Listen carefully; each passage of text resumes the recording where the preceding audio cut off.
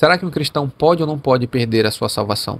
No vídeo de hoje eu quero apresentar para você essa situação. Eu vou levar você a pelo menos 3 textos bíblicos e eu vou apresentar para você, segundo a Escritura, se um crente pode ou não perder a sua salvação. Se você não me conhece, eu sou o pastor Alceu pela Assembleia de Deus aqui em Manaus.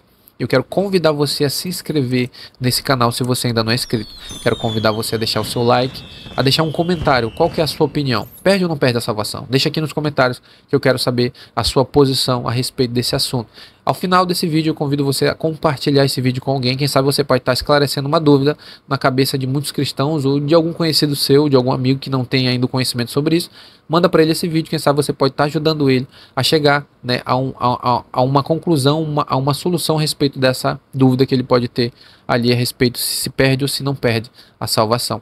Então bora lá para o nosso vídeo, eu vou trazer os textos para você e vou apresentar se perde ou se não perde a salvação. A minha posição a respeito desse assunto é que existe sim a possibilidade de um cristão perder a sua salvação. Os calvinistas, que são os reformados, eles acreditam que não. Uma pessoa que foi salva, ela não pode perder a sua salvação. Uma vez salvo, salvo para sempre. Esse é o jargão deles, né? Se você foi salvo, você está salvo para sempre. Não importa o que aconteça, a salvação está em você e você não perde nunca essa salvação. Eu não acredito assim. Eu vou apresentar os textos bíblicos para você, mostrando a possibilidade de uma perda de salvação.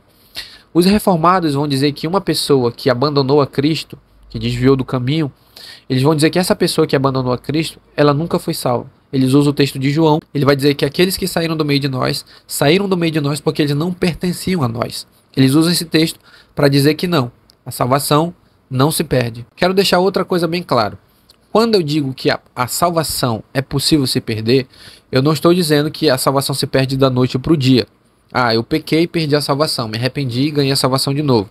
Aí eu pequei, perdi a salvação, meu nome foi apagado do livro da vida. Aí eu me arrependi, aí foi escrito de novo meu nome no livro da vida e eu recebi a salvação de novo. Não é assim que funciona e não é desse jeito que eu acredito que funciona. Eu acredito que a salvação se perde dentro de um processo. Essa pessoa que vai perder a sua salvação ou que perdeu a sua salvação, ela entrou dentro de um processo de declínio espiritual. Essa pessoa, ela caiu num declínio espiritual e ela decidiu, parte muito de uma decisão interna dessa pessoa de não querer mais continuar no caminho da verdade. Então essa pessoa que tomou uma decisão dentro do seu coração de não servir a Jesus, mesmo conhecendo a verdade, mesmo conhecendo o Evangelho, sabendo tudo que a Bíblia apresenta, a salvação, o céu, o inferno, ela já sabe tudo isso, ela tem um conhecimento prévio da Bíblia. Mas mesmo assim ela decidiu viver na prática do pecado, essa pessoa, se ela ir por esse caminho, ela pode perder ou se já não perdeu a sua salvação. Eu quero mostrar aqui 3 textos bíblicos que falam sobre isso. Quero começar com Hebreus capítulo 6, no verso 4. O autor de Hebreus nos apresenta a possibilidade de uma perda de salvação. Ele vai dizer assim, no verso 4, no capítulo 6. Porque é impossível que os que já uma vez foram iluminados, provaram o dom celestial, fizeram-se participantes do Espírito Santo e provaram a boa palavra de Deus e as virtudes do século futuro, e recaíram, sejam outra vez renovados para o arrependimento.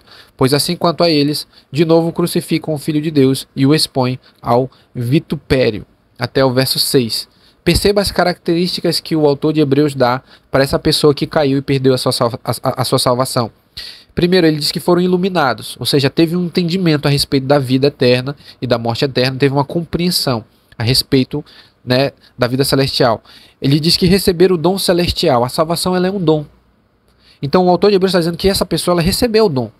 Receberam o dom celestial e provaram o dom celestial, ou seja, ele teve acesso a esse dom celestial.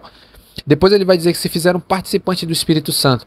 O apóstolo Paulo, escrevendo em Efésios, ele vai dizer que qualquer pessoa que não tem o Espírito Santo de Deus, essa pessoa não é filho de Deus. Então toda pessoa que se torna um filho de Deus, ele recebe o Espírito Santo, então ele se torna participante do Espírito Santo. E o autor de Hebreus está dizendo, essas pessoas se fizeram participantes do Espírito, então significa que um dia ela foi filho de Deus. Um dia ela teve o Espírito de Deus, um dia ela teve a salvação, e ela perdeu. Então, essa pessoa da qual o autor de Hebreus está dizendo, é uma pessoa que um dia foi salva. E ele vai dizer que essa pessoa, ela pode vir a cair. Ela pode vir a pecar, ou seja, é impossível que ela seja renovada para o arrependimento. Agora eu quero levar você ao capítulo 10 desse mesmo livro. No verso 26, Hebreus 10, 26, ele vai dizer assim, ó, porque se pecarmos voluntariamente, voluntariamente, depois de termos recebido o conhecimento da verdade, já não resta mais sacrifício pelos pecados, mas uma certa expectação horrível de juízo e ardor de fogo que há de devorar os adversários. Novamente eu digo, quando o autor de Hebreus fala se pecarmos voluntariamente, ele não está falando sobre pecados que nós cometemos muitas das vezes como deslize. Se eu perguntar de você se você peca, você vai dizer que peca. E eu peco também, eu tenho falhas assim como você tem falhas na sua vida. Aí quer dizer que por causa dessas falhas a gente pecou e tá perdido? Não é isso que o autor de Hebreus está dizendo. Ele está falando sobre pecarmos voluntariamente aquela pessoa que decidiu deliberadamente voltar à prática dos seus pecados. Essa pessoa um dia foi liberta dos seus pecados. E ela não voltou para a prática dos seus pecados, não porque ela foi tentada ou ela foi pressionada pela concupiscência que há em si, porque existe essa possibilidade.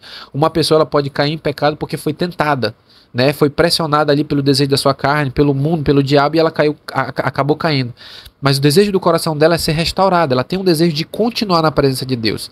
Agora, essa pessoa que o autor de Hebreus está apresentando, se voltarmos a pecar voluntariamente, é aquela pessoa que decidiu, houve uma decisão no seu coração de voltar a pecar, de voltar a viver na prática do pecado. Essa pessoa, ela não tem mais salvação na vida dela. Ela perdeu a salvação. E aí não tem mais retorno, porque essa pessoa ela conheceu. E isso que o autor de Hebreus está dizendo é o que João fala na sua carta. A primeira carta de João é o pecado para a morte. E é isso aqui também que eu estou apresentando é a mesma coisa que Jesus fala com relação à blasfêmia contra o Espírito Santo. É tudo a mesma coisa. Blasfêmia contra o Espírito Santo, pecado para a morte e esse voltar a pecar voluntariamente. É tudo mesmo, é o mesmo pecado com nomes diferentes. São aquelas pessoas que abandonaram a Jesus Cristo. Claro que com relação à blasfêmia com o Espírito Santo, tem outros pormenores que Jesus acrescenta ali, outras coisas que eu não vou entrar aqui agora. Mas essa pessoa que abandonou a Cristo, que voltou atrás nos seus pecados, ela não tem mais salvação. Esse é o pecado para a morte. E essa pessoa perdeu a salvação, porque um dia ela teve na presença de Deus e abandonou. Agora eu quero ir para outro texto, 2 Pedro capítulo 2, verso 20. O apóstolo Pedro escreve assim, ó: porque se depois de terem escapado das corrupções do mundo, pelo conhecimento do Senhor e Salvador Jesus Cristo, forem outra vez envolvidos nelas e vencidos, tornou-se-lhes o último estado pior do que o primeiro. Porque melhor lhe fora não conhecerem o caminho da justiça do que, conhecendo-o, desviarem-se do santo mandamento que lhes fora dado. Deste modo, sobreveio-lhes o que por um verdadeiro provérbio se diz: o cão voltou ao seu próprio vômito, a porca lavada ao despojadouro de lama. Então, até Pedro está apresentando. Se essa pessoa voltar à prática do pecado, e quando eu digo voltar à prática do pecado, não é um deslize e uma queda. É uma pessoa que decidiu no seu coração. Ela voltou, Pedro diz, era melhor que ele nunca tivesse conhecido o evangelho do que fazer isso. Então, a minha conclusão sobre esse assunto, claro que isso é um debate muito extenso dentro da área teológica. Alguns defendem que perde, outros que não perde. Fica uma discussão sem fim. Ninguém chega a um senso comum. Mas pela Escritura, se você for ler, você vai ver vários alertas da Escritura. Até o apóstolo Paulo fala sobre isso. Não receba a graça de Deus em vão. E ele põe condições para as pessoas que querem chegar ao final e serem salvas completamente.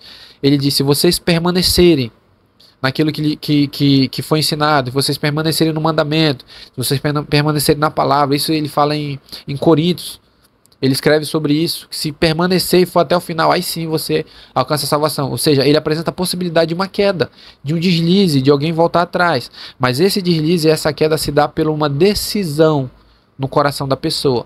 Assim como a gente decidiu um dia receber Jesus como nosso único e suficiente Salvador, assim também essa decisão acontece de abandoná-lo. Então eu concluo esse vídeo dizendo: existe sim a possibilidade de uma pessoa perder a sua salvação, mas não como alguém perde um objeto ou uma moeda dentro do bolso.